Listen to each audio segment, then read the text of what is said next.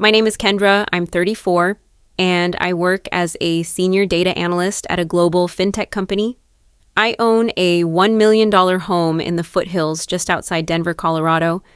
It's a quiet, sunlit space with cedar shelves, reclaimed oak floors, and the kind of silence money can't always buy. I bought it with my own money. No cosigner, no family support, no wedding gift, no inheritance.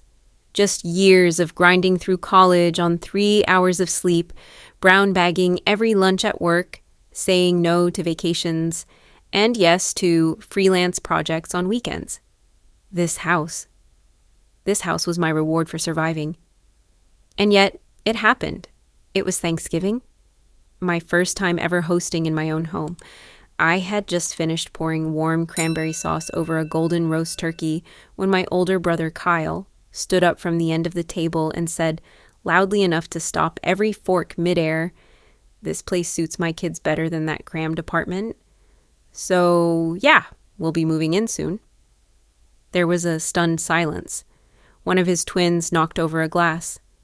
My mother glanced up briefly but said nothing, and then came my father, setting down his wine with a finality I knew too well. "Kendra," he said, "it's time you packed your bags." Time stopped. I stared at the man who hadn't visited me once since I moved in, the same man who, 14 years ago, had handed me a duffel bag and told me to figure it out like an adult. And now he was telling me to leave? I didn't scream. I didn't cry. I didn't flip the table, even though 1,000 old wounds were clawing at my chest. Instead, I smiled, calmly, and walked out of the dining room. I came back with a slim black folder and my phone. My heels echoed down the hallway. The moment I reached the head of the table, I locked eyes with my father. "Do you remember when you kicked me out at 20? I asked him. "I bought this house with every dollar I scraped together from that night forward." I unlocked my phone, swiped, held it up. On the screen was the first page of a notarized legal agreement. Next to it, I unfolded a printed copy for everyone to see. "This," I said slowly, tapping the document, "is a deed. My name only. No co-owners, no one else on the title. And this," I flipped to the next page, "is a pre-signed cease and desist letter prepared by my lawyer, addressed to Kyle, with copies for both of you." The words hit like cold water. Kyle's smug grin faltered. My father blinked, not in shock, but in defiance. "You wouldn't dare," he muttered. I turned to Kyle. He was now trying to laugh it off, but his eyes darted between the guests, some already standing, awkwardly excusing themselves. "Oh, I dare," I said. "In fact, I've been ready for 5 years." Because what no one at that table knew was that I'd seen this coming. I knew the day I bought this house that my family, the same family who had taken and taken and taken from me, would come knocking.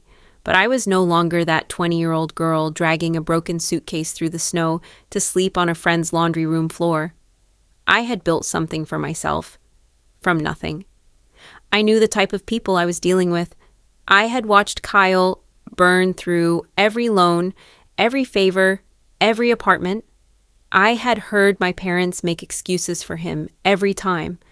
I had watched them drain the college fund they once promised me, just so Kyle could have a second chance at being a provider. And I had been told time and again that I was the strong one, that I'd understand, that I'd manage. But now they expected me to step aside again, to give up this, the one place that was finally mine. Not a chance. "Let me be clear," I said, my voice steady. "This house is not a solution to Kyle's problems. It is not a communal resource. And I am not 13 anymore, staying quiet while you hand over what's mine." The room was still. No one dared breathe. I turned to my guests, my coworkers, my neighbors, my college friends, people who had known my journey. "Apologies," I said, "for the interruption. But it appears some people mistook today for a real estate negotiation." A few chuckles broke the tension, but inside, my heart was thudding, because even though I had seen this coming, Even though I had prepared for it legally, financially, emotionally, the sting was still there. The voice in my head still whispered, "You're overreacting. Maybe they're right. Maybe you are selfish." But I knew better. I looked again at the papers in my hand, at the signatures, the legal stamps, the bolded clauses. "If you're still confused," I added, turning to my father and Kyle, "you can talk to my attorney. Or better yet, don't."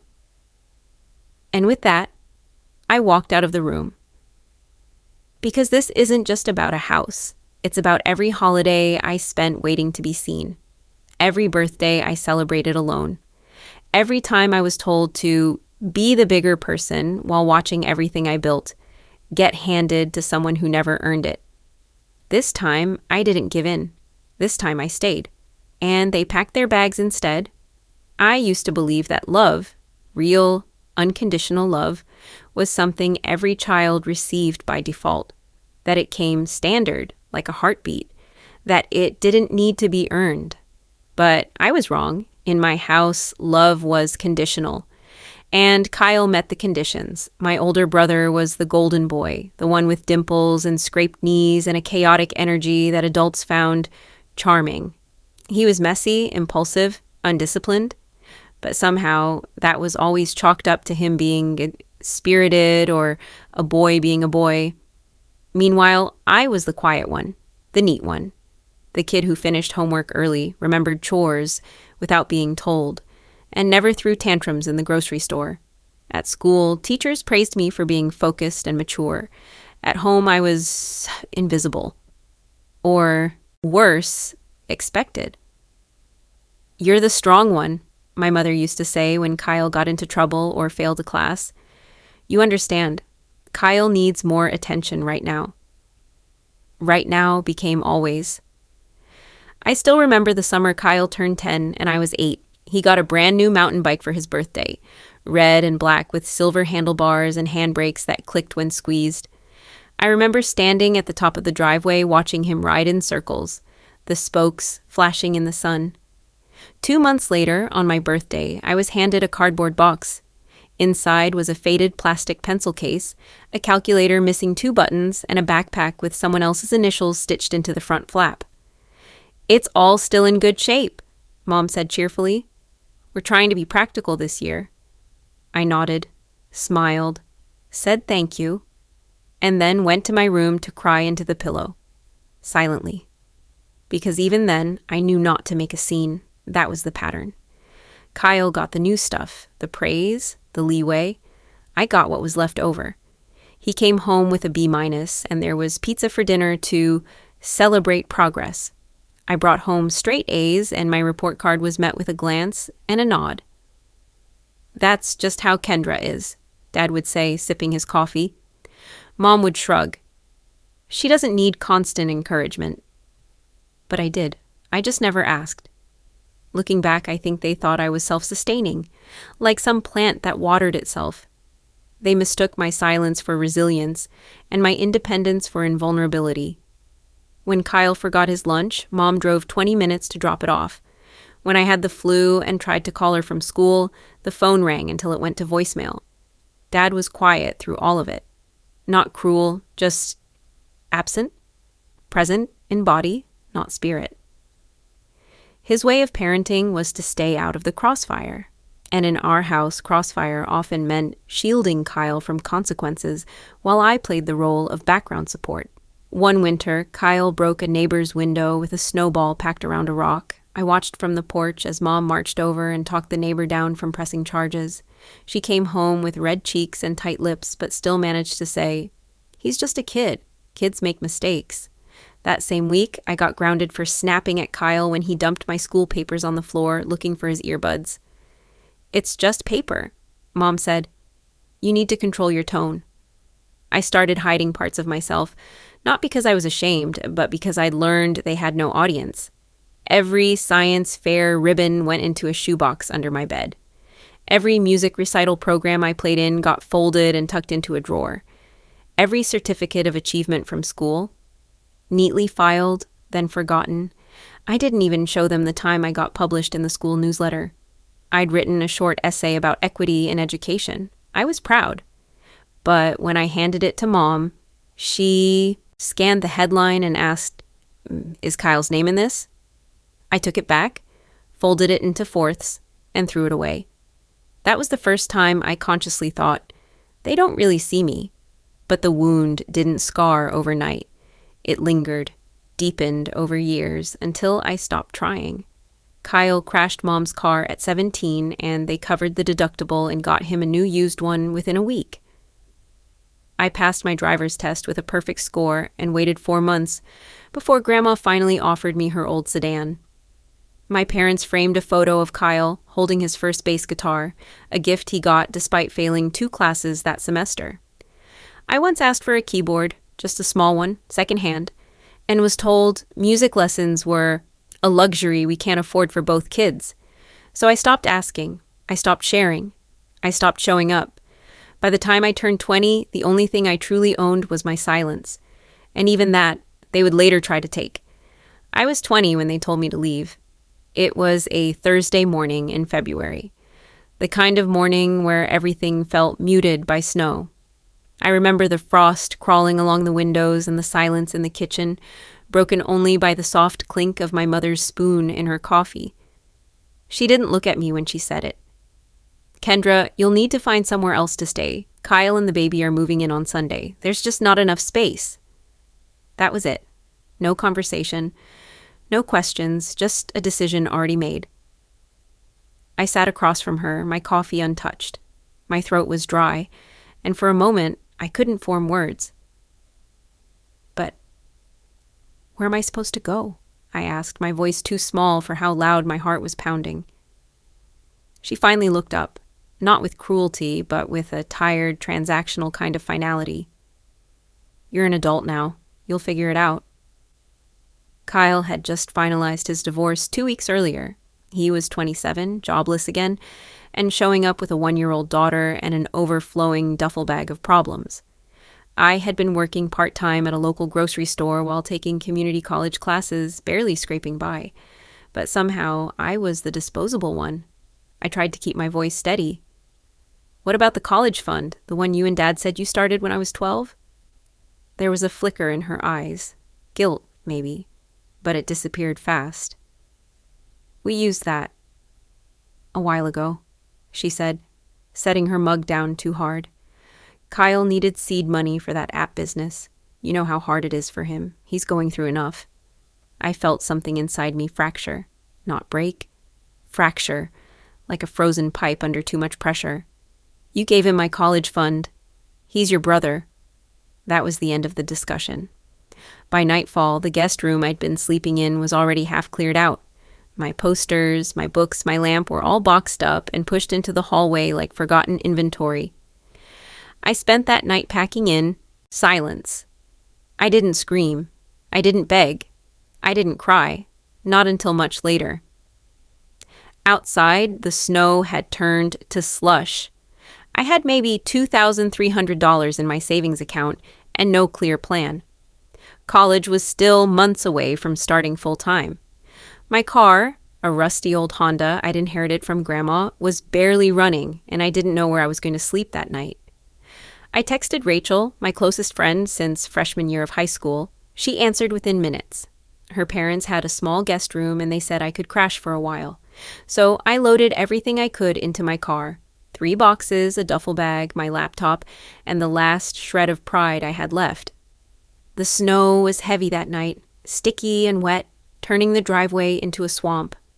My tires spun uselessly against the slope, so I got out and pulled my suitcase by hand. No gloves, no help, just raw fingers against frozen plastic. Every step through the sludge felt like a question I couldn't answer. Am I really not worth staying? Did I make all this up? Would they have done the same if Kyle were in my place? I already knew the answer. No, they wouldn't. Halfway down the street, my suitcase wheel jammed on a patch of ice and snapped off. I dragged the bag the rest of the way, leaving a trail in the snow like a wounded animal. When I got to the car, I stood there a moment, breathing so hard my chest hurt. My hands were red and raw, my jeans soaked up to the knee. I remember gripping the steering wheel and whispering to no one, "You're okay. Just get through this night." That was the mantra. Get through this night. It wouldn't be the last time I repeated it. At Rachel's house, her mom greeted me with a warm blanket and cocoa. The gesture nearly undid me. I wanted to collapse into her arms and sob, but instead, I thanked her too politely, too formally, because when you've been treated like a burden long enough, even kindness feels suspicious. That night, I slept in their laundry room on a fold-out cot between baskets of clean towels. It was warmer than the house I had just left. Before I closed my eyes, I opened my journal and wrote one line, "I will build something they can never take from me." And I meant it. That night, in that cramped little room, I began the quiet process of reclaiming my life. Not with rage, not with revenge, with work, with willpower, with the kind of quiet resolve no one could ever see coming, because being thrown out didn't break me. It defined me. Rock bottom doesn't feel like a crash. It feels like silence. No one yelling, no dramatic confrontation, just absence. An eerie stillness where you realize you could disappear, and no one in your family would notice. Rachel's parents were kind, but I didn't want to be a burden. I told them I'd find my own place soon. What I really meant was, as soon as I can afford a door to close behind me. I enrolled in full-time classes at the community college and picked up 3 part-time jobs to make it work. During the day, I worked the front desk at the campus library, shelving books and helping students log into the computer system. In the evenings, I waited tables at a diner just off the highway, refilling coffee, wiping sticky menus, pretending to smile when customers snapped their fingers to get my attention. Late at night, I handed out flyers for a tutoring company downtown, standing on corners while drunks stumbled past and my fingers went numb from the cold. My backpack doubled as my closet. My phone charger was shared with strangers at bus terminals. Some nights I barely slept. I'd doze off on the bus home and wake up 2 stops past where I needed to be. Still, I kept going. What choice did I have? The laundry room at Rachel's was small, barely big enough for the cot and my suitcase, but I made it mine. I taped up a photo of the college I dreamed of, transferring to someday. I kept my textbooks stacked neatly next to the detergent bottles. I wore noise-canceling headphones when the washer shook the walls, and I told myself, this is temporary. This is the climb. Every week was a loop of exhaustion. Wake up, class, library shift, study, diner shift, bus ride, pass out. Repeat. But I was making progress. My grades were solid. I was saving money. I had a plan. The only thing missing was family. Not once did Mom call to ask how I was doing. Not a single, "Are you eating enough?" Or, "Do you need help with books?" Kyle didn't text. Dad didn't check in. The silence was so complete it felt intentional. I stopped hoping. Until one Friday afternoon, after a 10-hour stretch between classes and library hours, I saw a missed call from Mom. I stood there, frozen in the campus quad, heart racing. Maybe she wanted to reconnect. Maybe she felt guilty. Maybe she realized how cruel they'd been. I called her back immediately. She picked up after 2 rings. "Kendra." "Hi, sweetie, so glad you called." Her voice was bright. Too bright, the kind of brightness that came with an agenda. "How are you?" I asked cautiously. "Oh, fine, everyone's fine. Kyle's still adjusting, with the baby and all. Lots of expenses." My stomach dropped. "Anyway," she continued, "I was wondering, would you be able to send a little something for a new vacuum cleaner? The old one broke, and with the baby crawling now, it's important to keep things clean." I didn't respond right away. She filled the silence. "Just a couple $100, if you have it. You always manage your money so well." I looked down at my shoes, scuffed and soaked from a leaking pipe in the library that morning. I hadn't eaten since a bagel at 6 a.m. My shift at the diner started in 40 minutes, and my feet ached like I'd been walking on broken glass. "Mom," I said slowly, "I'm living in a laundry room." She laughed, not cruelly, just obliviously. "Well, You've always been resourceful. Kyle really needs this right now. I ended the call shortly after. No, I didn't send the money. And no, she didn't call back. That night, I cried for the first time in months, not because I was sad, but because the last thread of hope had finally snapped. I could stop pretending. They weren't coming back for me, not with apologies, not with love. They had chosen, and now so would I. I looked at my cracked phone screen, pulled up my budget spreadsheet, and started reorganizing my life, not around what they wanted, but around what I needed. Rock bottom was supposed to be the end, but for me, it was a blueprint. I'd never held a paintbrush before, not like this, not with the intent of coloring a future I built with my own bare hands. The sun filtered through the bare windows of my new home, mine, casting soft gold light on the plastic sheets I had taped across the hardwood floors. The color I picked for the living room was called Harvest Calm. Soft sage with a hint of warmth. Peaceful, not loud. I stood there for a moment, staring at the empty wall before dipping the roller into the tray and gliding it upward from baseboard to ceiling. With every stroke, it felt like I was scrubbing away the echoes of old voices, ones that said I wasn't enough, that I didn't matter, that I was just the responsible one, not the loved one. I patched drywall holes myself, learned how to assemble a bookshelf without crying, fixed a leaky faucet after midnight, laughing because I didn't flood the kitchen. I planted basil and rosemary in ceramic pots by the window, ones I got from a thrift store downtown. I told myself they'd be my proof. Something could take root and thrive, even here. There was one corner I loved more than anything else, the reading nook. It wasn't anything grand, just a plush armchair I got on sale, a floor lamp with a warm bulb, and a shelf I'd stained myself. But it was tucked perfectly between two windows where light kissed the pages of every book I planned to read. Or write. I told myself this would be the place I'd finally write that book, not for revenge, but for clarity. A book about silence, I whispered, as I ran my hand across the wood grain, about how silence can be louder than cruelty, how absence leaves bruises. I didn't hang any family photos on the walls. There were none I wanted to see. No one helped me move. No one asked if I needed furniture or curtains or even groceries. I didn't tell them about the house. I didn't post anything online. It was better this way. Quiet, clean, no strings. Until the phone rang one Sunday afternoon. It was a number I still knew by heart, even though I hadn't saved it in years. "Hi, honey," my mother's voice came through the speaker like a faded recording, tentative but familiar. "How are you?" I paused. It had been months since I'd heard from her. Years, really, since we'd had anything more than the occasional awkward holiday call. "I'm good," I said, careful, controlled. She skipped past the small talk faster than I expected.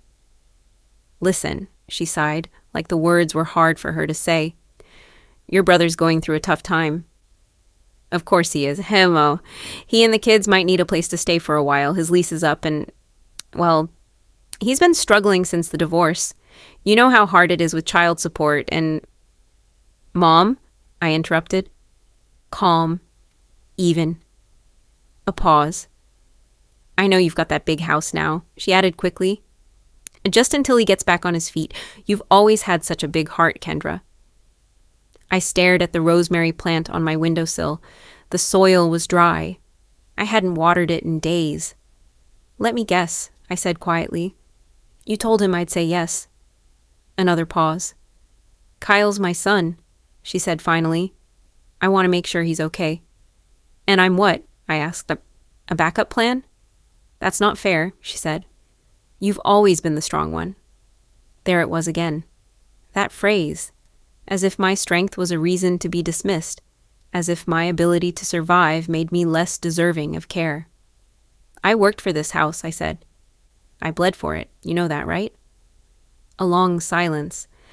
Then she said, "Don't punish your brother for the past, Kendra.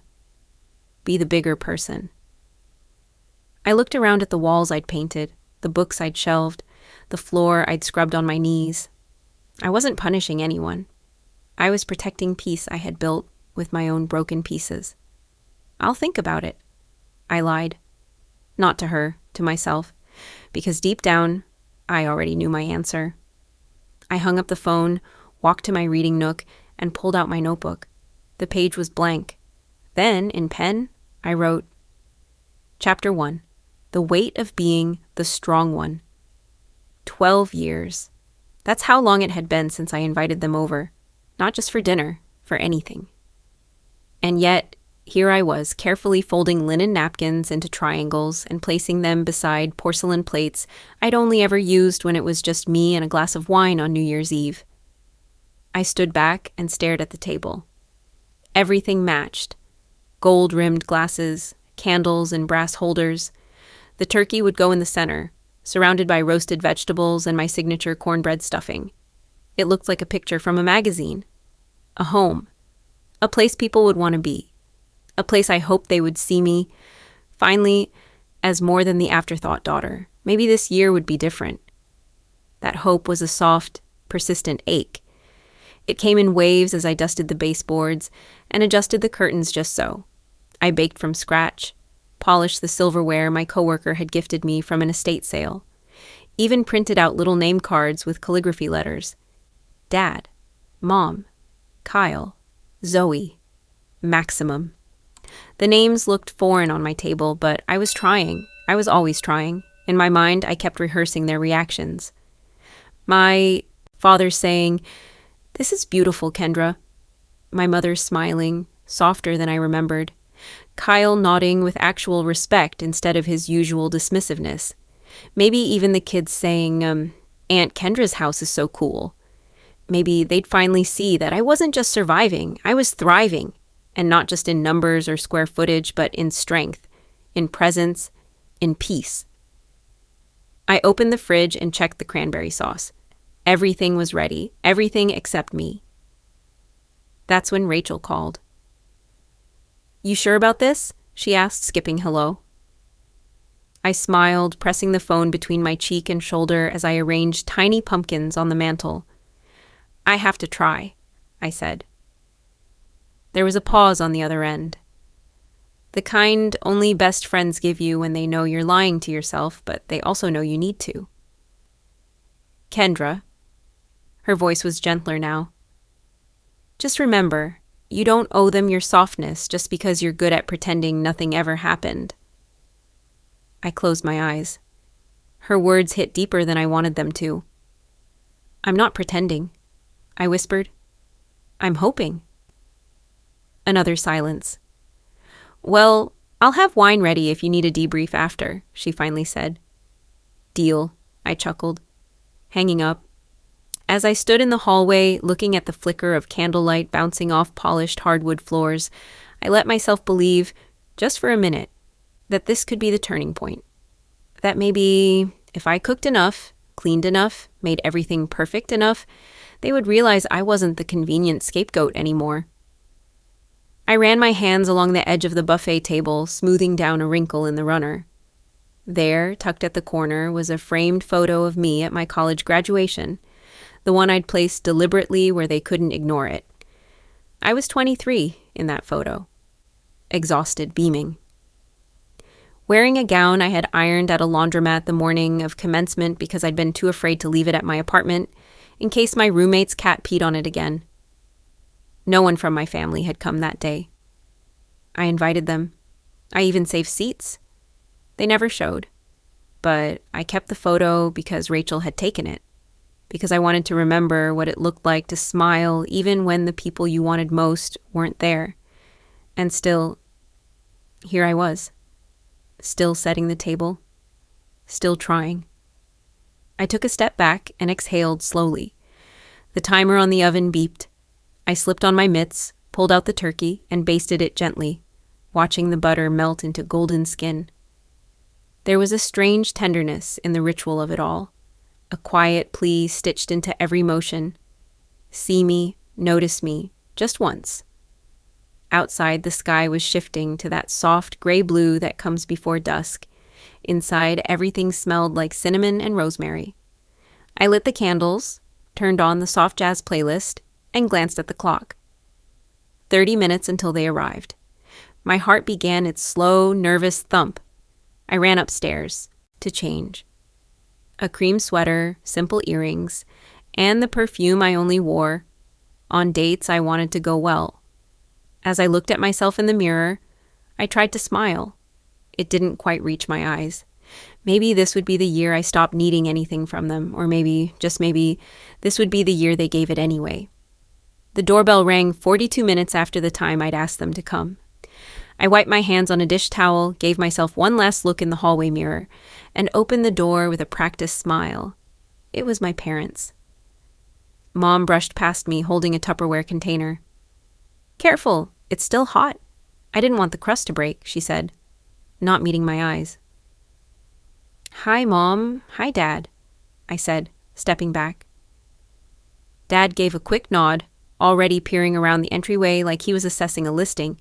They didn't bring wine or flowers, just the pie and a silence I'd known since childhood. Mom walked straight to the kitchen and began rearranging my countertop like she owned it. She placed her pie beside the one I had baked, adjusted the oven dial without asking, and clucked her tongue at the sight of rosemary sprigs on my roasted carrots. "This looks interesting," she muttered. I ignored it. Instead, I offered them drinks. Sparkling cider for Dad, water for Mom. She declined, saying Kyle was bringing wine. Of course, Kyle. He was always the headliner, even when late. An hour passed. The turkey was getting cold. My playlist had looped 3 times. My parents sat on the couch, barely commenting on the space I had so carefully curated. Then, finally, came the sound of shouting kids and heavy footsteps up the porch. "Kyle." He barged in, no apologies, juggling his coat, 2 pies, a bottle of red, and a bag of toys. "Yo, sorry we're late. Traffic was hell. Kids, take your shoes off. Or don't, whatever." He dropped everything onto my entryway bench without looking at me. His twins bolted inside like unleashed puppies. One of them knocked over the side table. My lamp wobbled. I bit my tongue. "Whoa," Kyle said, whistling as he looked around. "This place is huge. Way more room than I imagined. Perfect for kids, huh?" He didn't mean it as a compliment. It was a stake in the ground. I forced a polite laugh and reached for his coat. He didn't hand it to me. Instead, he walked straight into the kitchen and popped open the wine like he lived there. My mother fussed over his pies like they were sacred relics, completely ignoring the ones I had spent the entire night before preparing. "She always makes the best crust," Mom said, beaming. I stood beside my own dishes, hand-prepped, garnished, cooled to perfection, and nodded. "Yours looks great too, Mom." She didn't hear me. Or maybe she did, and just chose not to respond. I moved to light the candles at the table. In the background, I heard Kyle's voice. "Max, no, don't touch that. Actually, it's fine. It's just a chair." He said it. Like everything in my home was replaceable, disposable. I turned and saw him opening the hallway closet, then the bathroom door, then the guest room. One by one, he peeked inside each space. "What are you doing?" I asked gently, trying to keep my tone level. He grinned. "Just checking out the layout. Always curious about how people use their space." He walked into my office, my sanctuary, where I'd written my graduate thesis, where I'd cried after getting my first promotion, where I kept the draft of the book I hadn't shown anyone. He opened the closet, scanned the wall length, then paced across the carpet, counting steps. "About 11 feet wide?" he said aloud, more to himself than to me. I watched from the doorway, silent. Something inside me coiled, tight and uneasy. But I didn't stop him, not yet. I walked back toward the kitchen, past the sound of my mother boasting to Dad about Kyle's new job in property tech. "He has such a business mind," she said. "Always has." No one asked how my job was. No one noticed the framed promotion letter hanging above the sideboard, or the shelves I'd built myself, or the candles I made on weekends to quiet my brain. I poured myself a small glass of wine and sipped slowly. I could feel it already. The quiet unraveling of the night I had hoped would heal something. Instead, it was becoming a familiar stage. Kyle as the main act, me as the lighting crew. But I smiled anyway. I laughed when the kids spilled juice. I said, "Thank you," when Mom offered to heat her own pie. I pretended not to see Kyle typing something into the notes app on his phone as he stood in my guest bedroom doorway. He never asked if he could open doors. He just did. And I let him, for now.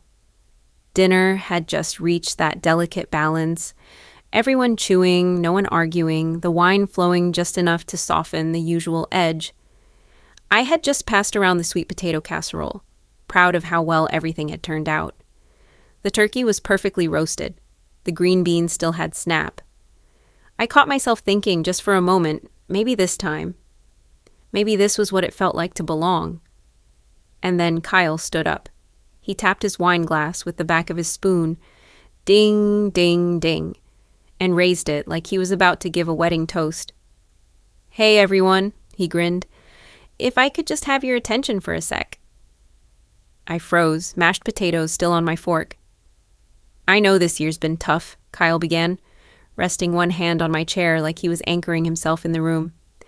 "But there's also been a lot of clarity, and today we have some exciting news." Rachel, seated across from me, stiffened. Her eyes found mine. Kyle turned to my parents. "We've been thinking a lot about the kids. Stability, space, creating a home that supports their growth." Mom nodded, instantly misty-eyed. And then, like it had been rehearsed, Dad chimed in, his voice deeper, slower. "Kendra, we think it's time you made space for family. You've done well for yourself. And this house, this beautiful house, is exactly what the kids need." I blinked. At first, I thought I misheard. But Kyle continued, stepping away from me, now pacing like a CEO presenting a merger plan. "So we've decided," he said, smiling wider now. "We'll be moving in." Silence. Thick, viscous, heavy like fog, and impossible to breathe through. No one laughed, not even the kids. I could hear the faint ticking of the wall clock. My mother clapped her hands softly, like it was already settled. "Isn't that wonderful? The family back together, just like old times." My hand gripped the fork. I realized I hadn't put it down. I set it down slowly, not with force, with precision, with quiet. I dabbed my mouth with the cloth napkin, stood up, and looked at them all. There was no need to raise my voice. The silence was louder than anything I could scream.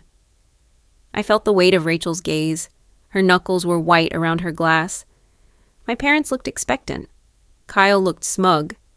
I looked down at my hands, steady now, and spoke. "You've decided," I said. "Interesting, because I wasn't consulted." Dad frowned. "It's not about consultation, Kendra. It's about doing what's right." "For who?" I asked. No one answered. I turned to Kyle. "You didn't ask. You assumed." He shrugged, completely unbothered. "You live alone in a house this big. It's not practical. You don't even have guests." "That's because every time I open the door, you take something," I said quietly. "This house, my life, doesn't need more intrusion." Kyle laughed. Come on. Don't be dramatic. You're doing fine. You'll bounce back." I smiled. That was the moment I knew. Absolutely, irrevocably. He thought I was still that 20-year-old girl with nowhere to go. He had no idea who I'd become. I walked calmly to the hallway, opened the drawer of my entry table, took out the folder I had tucked there earlier that morning, just in case, walked back, and placed it on the table. A thin stack of papers, real estate documents, deed, proof of sole ownership, mortgage paid, title transfer. And on top, clipped to a bright yellow sticky note, were 3 old photos. One of me sleeping on Rachel's laundry room floor, one of my first paycheck, and one of the house taken the day I bought it, my hand pressed against the front door. I looked at Kyle. "Remember when you told me I was just temporary? That I'd never own anything real?" His jaw tensed. I turned to Dad. "Remember when you told me to pack my bags at 20 because there's no room for extra baggage?" He looked away. "Well, I said, placing a gentle hand on the file. I packed them. I carried them through blizzards, hunger, humiliation, and I unpacked them right here, in this house. Rachel wiped her eyes. Kyle opened his mouth, but I raised a finger. No, I said. You don't get to speak over me. Not tonight. I stepped back and let the silence speak for itself. Let them sit in the discomfort. Let them taste it. Finally, I said, this house isn't yours. It's not ours. It's mine, bought with every piece of rejection you gave me, and I won't give it up. Not for you, not for anyone. No one moved. I picked up my wine glass, took a sip, and looked at my family. I hope you enjoyed dinner, I said, because that's all I'm offering tonight. Then I sat down, gently, like nothing had happened. I didn't raise my voice. I didn't have to. While Kyle grinned, arms spread wide like he'd just announced a pregnancy, and Dad gave that nod of smug approval, I stood up slowly. I placed my knife gently beside the plate, letting the quiet clink carry across the room. Everyone went still. Do you remember when you kicked me out at 20? I asked. Dad blinked. Kendra, this isn't the time to... Oh, it's exactly the time, I said. I took my phone from my pocket, tapped open an album I'd named Receipts. I'd been curating it for years. The first photo I held up was of a tiny, dim room, the laundry room in Rachel's basement, a folded blanket on a washing machine, cereal boxes stacked against the wall, a flashlight on the floor. That was my home for 3 months, I said. After you told me there wasn't enough room, I swiped to the next image. My student ID next to a paycheck stub. Library clerk, $7.50 an hour, 3 shifts, and night shifts bussing dishes. Another, a screenshot of my checking account balance, negative $42.17. You told me I was strong, that Kyle needed more support, so you gave him my college fund. Kyle scoffed. Oh, come on, that wasn't... It was $22,000. I have the bank transfer receipts. Want to see? Rachel looked like she wanted to disappear. Dad's mouth was a thin line now. Mom fiddled with her napkin, suddenly fascinated by it. I continued, calm. Despite that, I graduated, got my first job, lived in a tiny studio. No help. Never once did I ask you for anything. Swipe. A photo of me signing papers at a conference room table. This house, I bought it with my savings after 10 years of working, budgeting, and saying no to every Starbucks latte and vacation I couldn't afford. Kyle rolled his eyes. All right, so what? You're showing off now? I took a deep breath. Not showing off, just setting the record straight. You tried to erase my part in this family, and now you're trying to claim what I built. So let's be clear. I reached into the drawer of the console table behind me and pulled out a red folder. I laid it on the table and flipped it open. This, I said, is a notarized property deed in my name only. And this, I placed the second document beside it, is a cease and desist order, drafted by my attorney, effective tomorrow morning. It prohibits any unauthorized entry, claims, or harassment regarding this property. Kyle's face flushed. You're joking. You're not on the lease. You're not invited. And if you or anyone else attempts to step foot here without my consent, I will have legal grounds. Dad stood up. You're going to bring lawyers into family? You brought entitlement. You brought greed, I said, voice steady. I brought boundaries. Mom finally spoke. Sweetheart, this isn't necessary. I tried being the daughter who kept quiet, who accepted scraps, who hoped one day you'd see me, but now I see myself and I'm done. There was a long silence. Rachel reached out and touched my wrist. I'm proud of you, she whispered. Kyle laughed bitterly. You think a piece of paper makes you better than us? No, I said, locking eyes with him. I think 20 years of silence made me stronger than you. Another beat, then I smiled faintly, tapping the final page in the folder. Also, Just so you know, there's a clause in the deed. If anyone attempts to coerce or claim occupancy under false pretense, the property automatically triggers legal review with penalty fines. Dad exhaled sharply. You really lawyered up for this. I planned for this, I said, because deep down, I always knew the day would come when I'd need to protect my peace. Kyle's face contorted. You're unbelievable. After everything, you really think this house means more than family? I didn't flinch. I placed the cease and desist document back into the envelope and folded my hands in front of me. This house represents my survival. You only want it now because it's finished. But where were you when I was sleeping in a friend's laundry room, eating stale cereal and dodging eviction? Dad stood up next, arms crossed, jaw tight. You'll end up alone, Kendra. No one wants to be around someone so cold and selfish. There it was.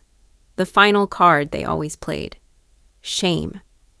I looked between them, my father, who had signed off on my erasure, and my brother, who had always acted entitled to every good thing I ever earned.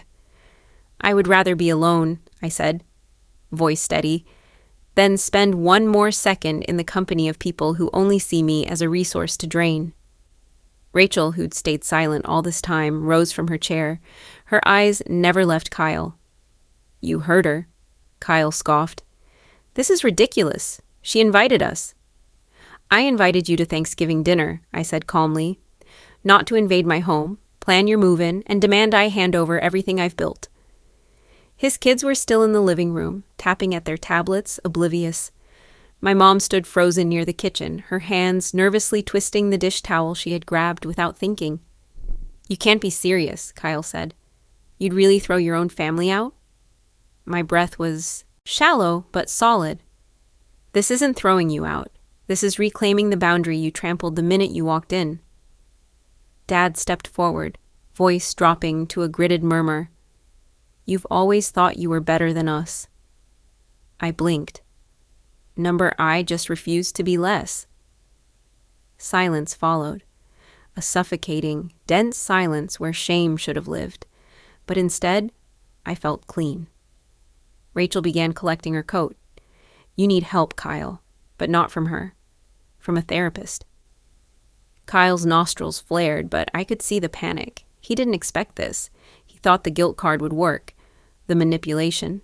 The family is forever narrative.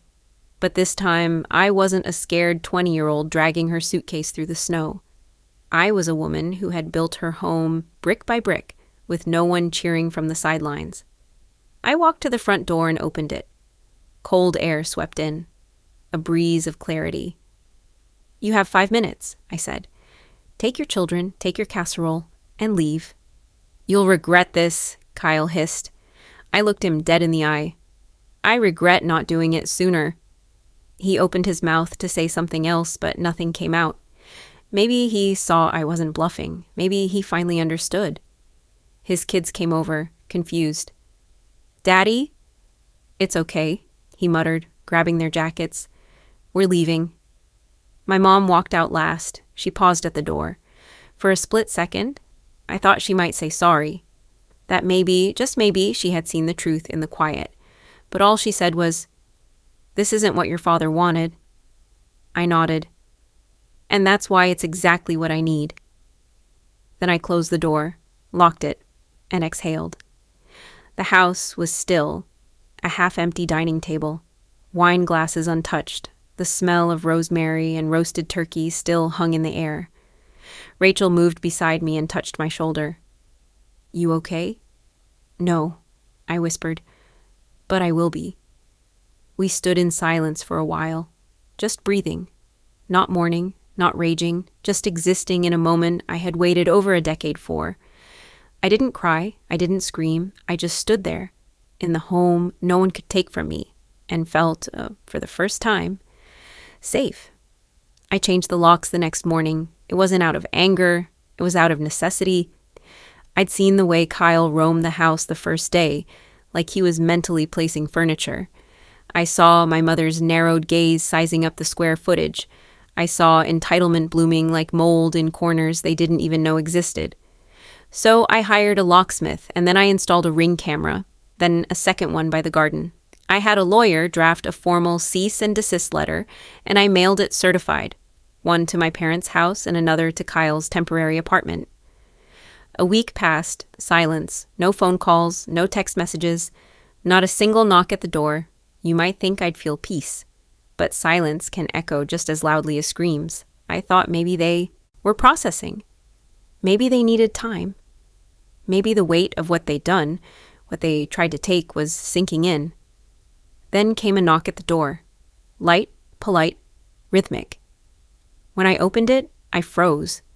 It was Kyle's twins, standing there with backpacks, one holding a lunchbox, the other clutched a stuffed giraffe. "Mom said this is our new house," the little girl whispered, her eyes wide. "She said you're our new auntie roomie." My breath left me. I knelt down slowly, hiding the tremor in my voice. "Hey, sweethearts, do you know where your mom is right now?" They shook their heads. "She said she'd come back later." I stepped aside and invited them in for just a moment, offering juice and cookies. My hands shook as I texted Kyle. I didn't even say hello. Just one line. "If you don't pick up your children in 15 minutes, I will call the police." Kyle showed up 12 minutes later, reeking of fast food and arrogance. His grin was casual, like we were old friends catching up. "You didn't have to freak out," he said, stepping in like he still had rights here. "They just needed a safe place to hang while I ran errands. Figured you'd help. Family, right?" I stepped between him and the living room. "You left 2 small children on a stranger's doorstep," I said, voice like steel wrapped in silk. "You used them, again, the way Mom used me, the way you always used me." He rolled his eyes. "Don't be dramatic." I handed him a bag with their things. "I am not mad at the kids. Don't ever bring them into your manipulations again." He tried to play it down, said I was overreacting, said it was just temporary, said maybe deep down I wanted to feel needed, but I wasn't arguing. I wasn't persuading. I wasn't crying. I was recording. The phone sat on the kitchen counter, screen down, recording the whole thing, the moment he admitted to using the kids, the moment he said, "You owe us for how easy you've had it." I looked him in the eye and said clearly, "Next time you do this, I'll call CPS and I'll send them the audio." His face changed. Finally. No more swagger, no more charm, just the shadow of a man who thought power meant ownership. He left. I closed the door, and for the first time, the silence that followed didn't feel threatening. It felt earned. I started therapy 3 weeks later. I wasn't even sure what I wanted from it at first. Closure, revenge detox, someone to confirm I wasn't the monster they made me feel like. My therapist's name was Maya. She was soft-spoken, sharp-eyed, and didn't flinch when I told her the whole story. All of it. The childhood, the bike, the snowstorm, the eviction, the Thanksgiving ambush. She listened without pity. That was the gift. And when I finished, waiting for some grand advice, she simply said, "Kendra, they don't have to understand you. You just have to understand yourself." I cried in that session, not because I was broken, but because for the first time, I felt seen. The healing wasn't cinematic. It didn't come with sweeping music or emotional monologues. It came in tiny, deliberate choices. I started journaling. I planted rosemary and sage in the backyard. I read books on boundaries and on forgiveness, not for them, but for myself. One evening, I sat on the same balcony where I'd once kept watch for threats. The sun was soft, casting gold against the wood. No voices behind me. No footsteps approaching. Just wind and breath. I wasn't keeping guard anymore. I was simply home. It started with an email. The subject line simply read, "I'm sorry." For a second, I thought it was spam. Then I saw the sender. My father. He had never written to me before. Not like this. "Kendra," it began, "I've spent months trying to find the right words. The truth is, I don't deserve your forgiveness, but I owe you an explanation. I was afraid. Your mother always ran the house. And I didn't know how to stand up to her." I stared at the screen for a long time. A part of me wanted to delete it, pretend it never came, But another part, the girl who sat quietly through birthday parties where Kyle got presents and I got chores, needed to know if he meant it. I agreed to meet him at a small coffee shop halfway between our homes. When I walked in, he stood immediately. He looked smaller somehow, older, thinner. "You look well," he said, eyes searching mine for a sign. I nodded and sat. Silence stretched before us like a tightrope. "I know I was a coward," he finally said. "I watched you carry more than any child should. I watched her tear you down and I did nothing. I told myself you were strong, that you'd be fine." He paused, stirring his untouched coffee. "And you were. You're successful, independent, but I know I didn't help you get there. I just stood by." There was pain in his voice, but not self-pity, just accountability. "I always knew you'd make it," he added. "But I was too weak to tell you I was proud. That's on me." I didn't cry. I didn't lash out. I just listened. At the end of it all, he reached across the table, not for a hug, but to shake my hand.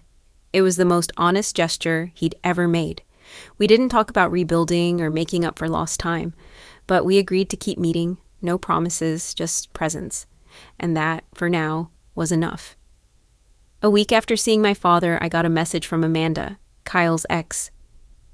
"Hey, Kyle's been talking a lot about you, said you stood your ground. He asked if you'd give him one last chance to talk?" I hesitated. It wasn't the first time Kyle wanted something. We met at a neutral park. He was early for once, sitting on a bench with a notebook in his hands. "I've been going to a support group," he said before I could even speak. "For people addicted to control. They said that's a real thing. Addicted to being the center, the one who gets rescued." He looked down. "I was always jealous of your strength. Mom said you didn't need much, so I took more." He opened the notebook. Inside were pages of names and amounts. "I borrowed from 5 relatives," he admitted. "Never paid any of them back. Amanda, too. That's what ruined us." "Why are you telling me this?" I asked. "Because I need to say it out loud. I want to get better. I don't expect anything from you, but I want to fix what I can, starting with my kids." That part landed. "You don't need my forgiveness, Kyle. You need your children's trust. And maybe your own." He nodded. "I know. I just thought you should know I'm trying." As I stood to leave, he handed me a small voice recorder. "That conversation at your house? You were right to record it. I'd deny it otherwise, but hearing it, it shook me. I didn't promise him anything, but I hoped, for the first time in years, that maybe, just maybe, he meant it." Exactly 1 year after the Thanksgiving dinner that changed everything, I stood in my kitchen again. Same house, same table. But this time, it was mine in every sense. I had invited a small group, Rachel, my boss, my book club friends. Kyle and Dad were also invited. My mother was not. The air was filled with the scent of rosemary and roasted squash. Laughter bounced off the walls. Rachel arrived early, helping with final touches. "You sure about inviting them?" she asked. "I am," I replied. "This isn't about approval. It's about closure."